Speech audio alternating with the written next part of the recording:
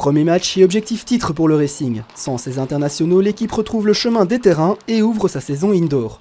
Dans ce début de match, les échanges se cantonnent au milieu de terrain jusqu'à ce que De Chaffois parvienne à trouver l'ouverture.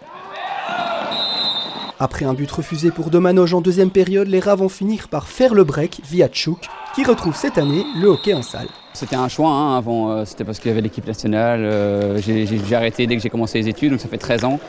Il y a un moment où pendant les trêves ça me manquait pas, et puis ici j'avais envie de, comme la trêve est longue dehors, je me suis dit c'est une façon de pouvoir continuer à toucher le stick.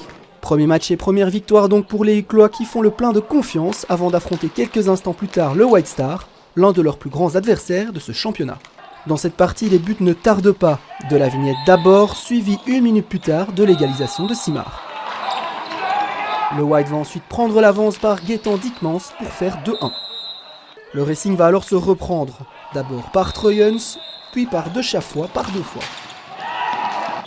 2-4 alors qu'on ne joue que depuis 1 minute en deuxième période. Vient alors la démonstration signée Philippe Simard. Une finition parfaite, un face-à-face gagné et un troisième but pour pousser la balle au fond.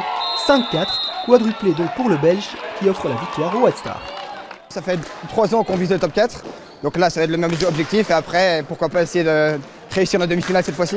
C'est le début de saison, donc on est le premier week-end, il en reste beaucoup, donc nous on vise pas la victoire, enfin je veux dire on vise le championnat mais c'est dans un mois et demi, donc de gagner le championnat à ce moment-là, donc on est en construction de l'équipe et donc c'est pas très grave. Première journée réussie donc pour le White qui signe un 6/6 et qui confirme qu'il faudra bel et bien compter sur eux pour tenter de mettre fin à l'hégémonie du Racing en salle.